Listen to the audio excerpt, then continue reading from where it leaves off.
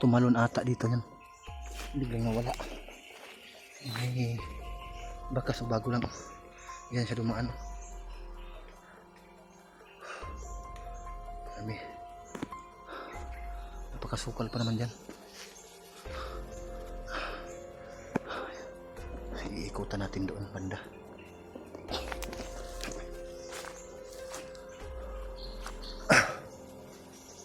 Grabe, hirap huli dito.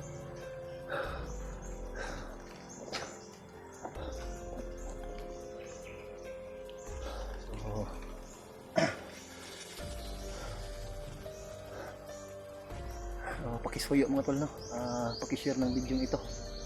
Natagpuan ko si Re nasa gupa ko. Hirap ko sa paghuli sa kanya dahil hindi niya talaga ako kilala. Habang binababa ko yung sarili ko para sumama siya sa akin, kahit anong gawin ko, kaya niya talaga akong tugasin. Hindi niya talaga ako kilala. Kaya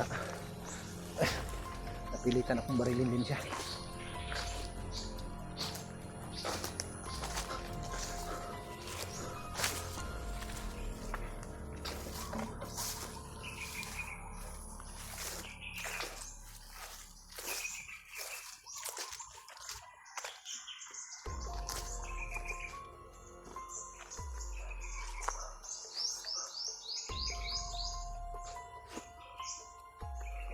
Tumakbo banda. Tingnan natin.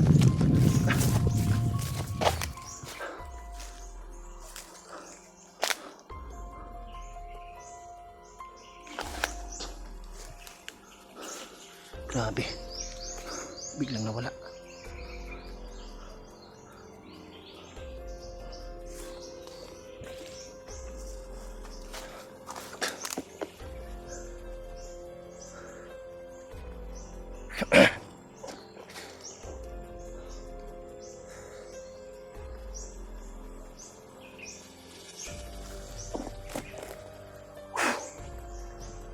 Masyado akong pinapahirapan itong bilas ko mga tol.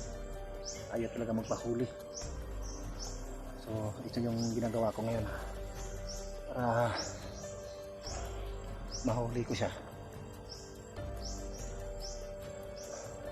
Hindi ako magpapahalata. Kailangan ko talaga itong sundan hanggang abutan ako ng gabi dito para malaman ko kung saan siya magpapahinga. Doon ko na siya titirahin para mahuli ko siya.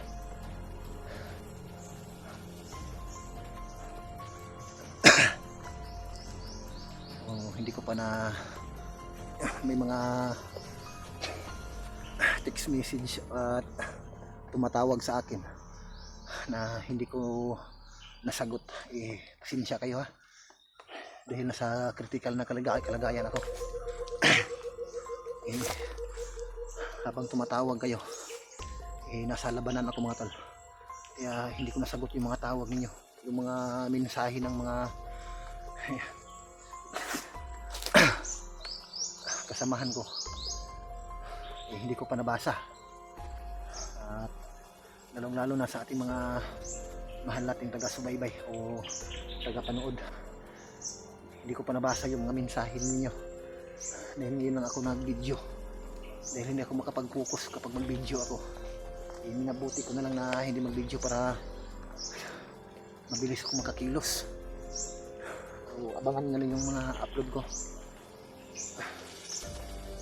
Dahil alam ko yung iba nating mga mahal nating tagapanood ay naghihintay na rin sa upload ko.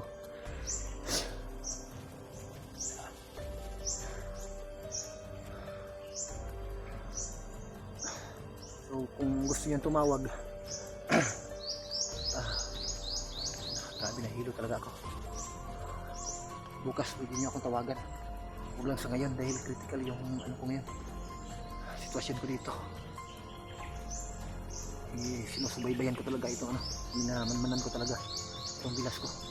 Hindi ko pa alam kung sino pa yung masagupa ko dito. Pati na rin yung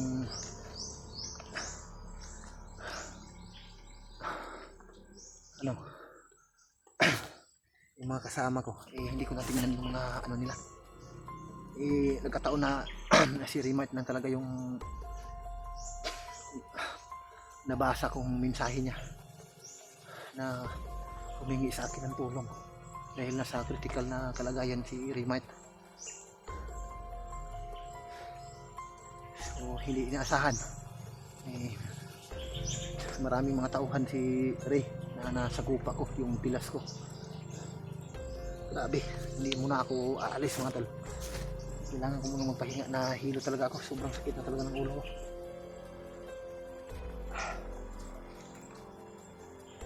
Ulan at init yung nasa gupa ko dito. Sa gabi naman hindi ako makatulog ng maayos. Kakaiba itong area ito, daming lamok.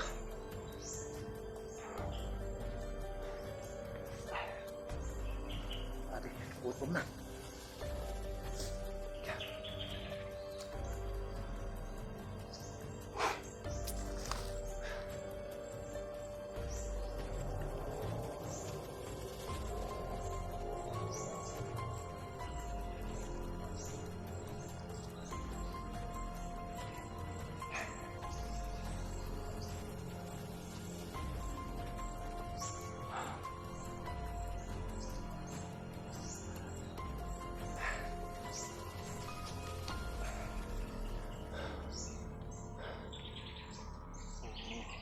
Sakto naman dito mga tol, may malaking mga punong kahoy dito. Pwede ako dito aakyat mamaya, dito ako mapasigna. May saging sana maliit yung bunga. May malaking puno dito. Kakayanin ko bang umakyat dito? Bihira lang yung mga sanga. Napaka taas.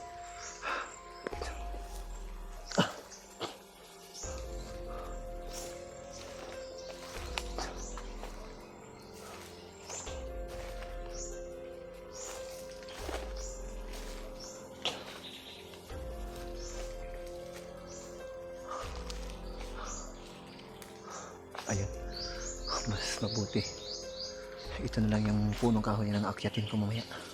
Dito na lang siguro ako magpapalipas ng gabi. Kailangan ko pa talagang sundan yung bilas ko.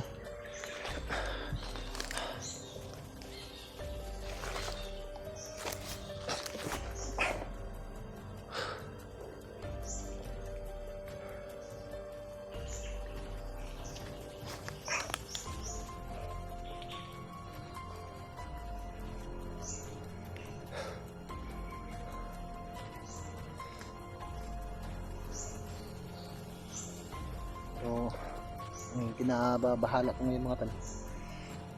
Parang nawalan talaga ng bisa yung agimat ko mga tol. Hindi ko pa alam yung mga nangyayari. Sana ay matapos itong problemang ito para makababa na ako.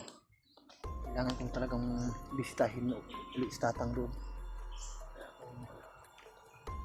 Bakit nangyari ito? Kahit anong gawin kong orasyon kay Bilas Ray, walang bisa talaga mga tol. Parang hindi siya tinatablan. So naubos talaga yung yung panangga ko na lana, yung langis na dala ko. Wala nang laman, bumuhos talaga lahat sa lupa. Iiwan ko kung ano nangyari. Kapag gumagamit ako ng orasyon, walang bisa talaga. Kahit yung bandido na huling kasama ni Bilas Ray, nung tinihira ko siya ng orasyon, parang walang bisa din. Binaril ko na lang. Doon ko na namalaya na basang basa itong baiwang ko, at sobrang lamig ng langis, yung laman ng grapa, yung buti na maliit na nasa tadyang ko talaga na dala-dala, at pati yung agimat ko ay naputol yung pintas, bigla na lang nalaglag.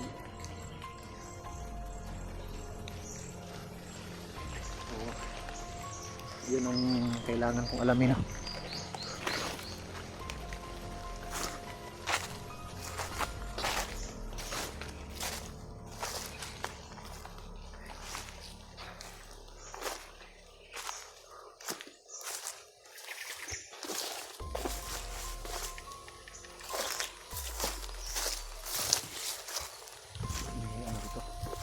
puno ng niyog.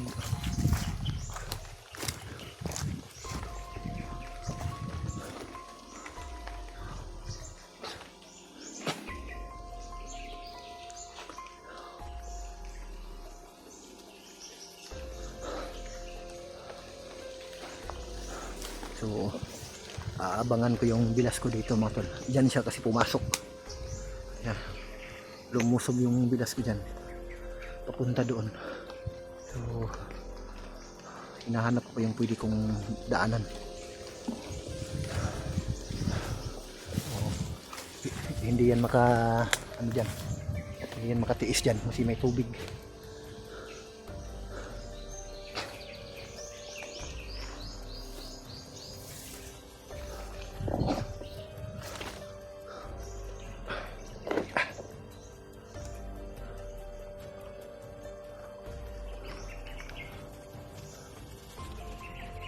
Ang kapit, daming lamok.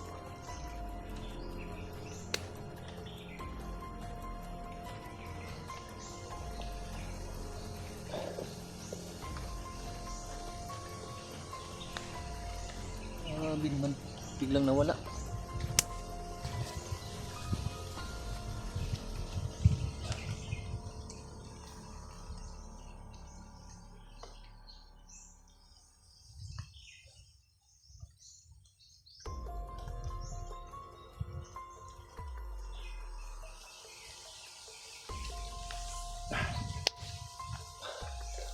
Grabe yung kagat ng lamok dito.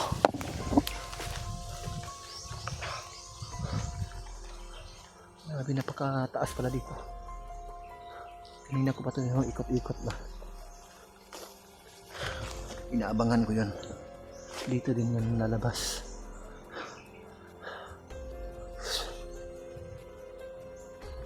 Mahuhuli rin kita. Akala mo siguro tatatantanan kita. Hindi ako titigil hanggat hindi kita mahuli. Mauubusan din ng bala yon kapag abutan siya ng gabi mga tol. Doon ko na siya gagapangin. Diyan lang siya pumasok si banda. Inaabangan ko lang dito. Alam ko dito din yun lalabas. Hindi niya alam na nandito lang ako. Hindi ko na siya tinawag kanina para hindi niya mamalaya na nasundan ko siya.